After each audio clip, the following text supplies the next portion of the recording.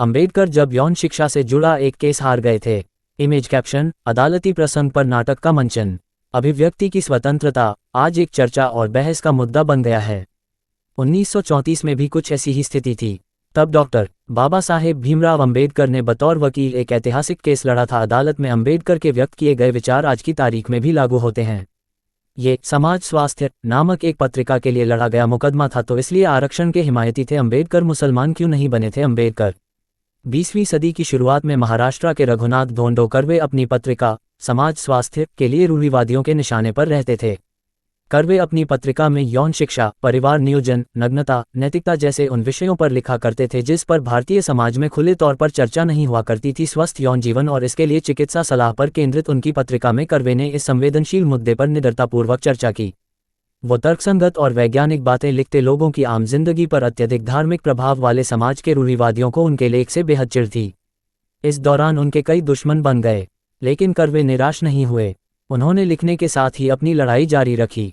तब भारत का राजनीतिक और सामाजिक नेतृत्व इतना मजबूत नहीं था कि वो कर्वे का पक्ष लेता और उनके लेखन का समर्थन कर पाता। ऐसे समय में बाबा साहेब अंबेडकर कर्वे के लिए मसीहा बनकर सामने आए और उनके लिए अदालत में वकालत की। यह भारत के सामाजिक सुधारों के इतिहास में सबसे महत्वपूर्ण कानूनी लड़ाई में से एक है जो अभिव्यक्ति की स्वतंत्रता के लिए लड़ा गया। 1931 में कर्वे को पहली बार पुणे में रूढ़िवादी समूह ने उनके एक लेख व्यभिचार के प्रश्न के लिए उन्हें अदालत में घसीटा। उन्हें गिरफ्तार किया गया और दोषी ठहराए जाने के बाद 100 रुपये जुर्माना भी लगाया गया। जब कर्वे ने उच्च न्यायालय में अपील की तो मामले की सुनवाई जज इंद्रप्रस्थ मेहता के सामने हुई और उनकी अपील खारिज कर दी गई। 3 साल के भीतर ही फरवरी 1934 में कर्वे दोबारा गिरफ्तार किए गए। इस बार समाज स्वास्थ्य के गुजराती संस्करण में पाठकों द्वारा निजी यौन जीवन के बारे में सवाल के जवाब रूढ़िवादियों को अच्छा नहीं लगा। प्रश्न हस्तमैथुन और समलैंगिकता के विषय में थे जिसका कर्वे ने खुलकर उत्तर दिया था। तब समाज में इस तरह की बातें करना अश्लील और हानि पहुंचाने वाला माना जाता था, लेकिन इस बार कर्वे अकेले नहीं थे। तब मुंबई के एक सधे हुए वकील बैरिस्टर B.R. अंबेडकर उच्च न्यायालय में उनके लिए लड़ने को तैयार थे। तब तक महाड और नासिक सत्याग्रह के बाद अंबेडकर वंचितों के लिए लड़ने वाले राष्ट्रीय नेता के रूप में स्थापित हो चुके थे। वो लंदन में गोलमेज सम्मेलन में आरक्षण की मांग और महात्मा गांधी के साथ प्रसिद्ध पुणे समझौता कर चुके थे। अंबेडकर ने कर्वे का केस क्यों लिया? अंबेडकर अपने राजनीतिक और सामाजिक मिशन में पूरी तरह व्यस्त थे, फिर भी उन्होंने कर्वे का केस क्यों लिया? और वो भी उस मसले पर जिसका समाज में अस्तित्व नहीं था और जिस पर तीखी प्रतिक्रिया का मिलना तो तय था। आखिर उन्हें कर्वे का मामला अपने हाथ में लेने की जरूरत क्यों महसूस हुई?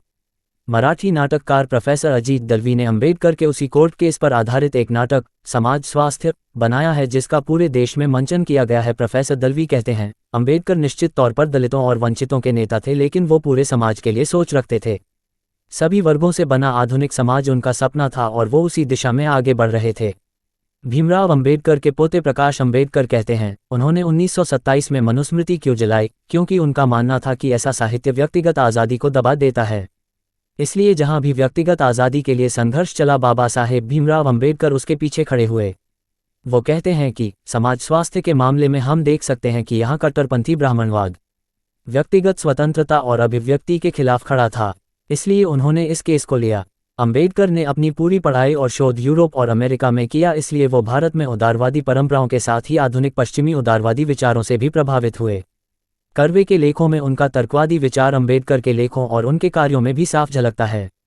इसलिए जिस विषय पर बड़े से बड़े नेता बोलने में हिचकते, अंबेडकर ने इसे आसानी से अपने हाथों में ले लिया। यौन मामलों पर लिखना अश्लीलता नहीं, कर्वे ने पाठकों लिखना अश्लीलता नहीं, कर्वे ने पाठकों के वास्तविक संदेहों का केवल उत्तर दिया और सरकार ने रूढ़िवादियों को खुश करने के लिए उन्हें गिरफ्तार कर लिया।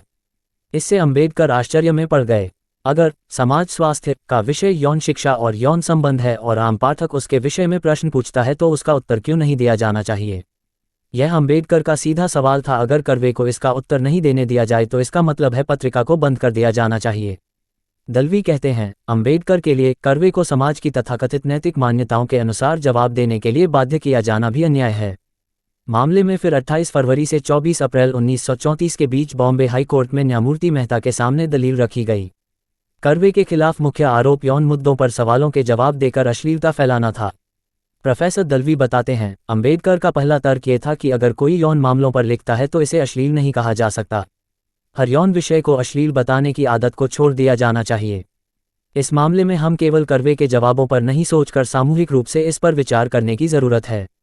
हमारे राजनीतिक नेता आज भी इस तरह के मुद्दों पर कुछ नहीं कहना चाहते, वहीं अंबेडकर 80 साल पहले ही इस पर निर्णायक स्थिति में थे। दलवी कहते हैं, न्यायाधीश ने उनसे पूछा कि हमें इस तरह के विकृत प्रश्नों को छापने की आवश्यकता क्यों है और यदि इस तरह के प्रश्न पूछे जाते हैं तो उनके जवाब ही क्यों दिए जाते हैं। इस पर अंबेडकर ने कहा कि विकृति केवल ज्ञान से ही हार सकती है, इसके अलावा इसे और कैसे हटाया जा सकता है। इसलिए कर्वे को सभी सवालों को जवाब देने चाहिए थे। यौन शिक्षा का अधिकार। अंबेडकर ने अदालत में इस विषय पर आधुनिक समाज में उपलब्ध साहित्य और शोध का उल्लेख भी किया। उन्होंने समलैंगिकों पर हेवलॉक एलिस के शोध को भी अदालत में पेश किया। उनका मानना था कि यदि लोगों में इस तरह की भी इच्छा होती है तो इसमें कुछ भी गलत नहीं है। उन्हें अपने तरीके से खुशी हासिल करने का अधिकार है। प्रोफेसर दलवी कहते हैं, उस दौर में जब कोई भी यौन संबंधों पर खुलकर नहीं बोलता था, समलैंगिकता पर अंबेडकर के विचार मेरे लिए क्रांतिकारी हैं। अंबेडकर दो अधिकारों पर बिल्कुल दृढ़ थे। एक यौन शिक्षा का अधिकार, वो इसके खिलाफ किसी धार्मिक रूढ़िवादी विचार को नहीं आने देना चाहते थे।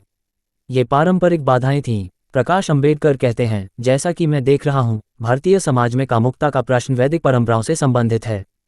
समाज के कुछ वर्ग उदार विचारों के रास्ते चलने को तैयार थे, लेकिन वैदिक परंपराओं को मानने वाला उच्च वर्ग रूढ़िवादी विचारों को छोड़ने के लिए तैयार नहीं था। बाबा साहेब इस परंपरागत धारणा के खिलाफ थे। अंबेडकर के तर्क आज भी प्रभावी। दलवी कहते हैं, बाबा अंबेडकर की स्थिति केवल अदालत में तर्कों तक ही सीमित नहीं थी, बल्कि यह उनके राजनीतिक कामों में भी दिखा। कर्वे ने अपने लेखन के माध्यम से परिवार नियोजन की जरूरत पर जोर दिया और अंबेडकर ने एक सांसद के रूप में इसे क्रियान्वित किया। अंबेडकर 1937 में तत्कालीन बंबई क्षेत्रीय सभा में परिवार नियोजन पर एक बिल लाए। इस विषय पर उनका विस्तृत भाषण उपलब्ध है। अभिव्यक्ति की स्वतंत्रता वो दूसरा अधिकार था जिसके लिए वो लड़े। वो इस बात से सहमत नहीं थे कि यदि समाज का कोई वर्ग किसी खास विषय पर कोई बात नहीं सुनना चाहता या पसंद नहीं करता है तो किसी और को ऐसा करने की अनुमति नहीं है।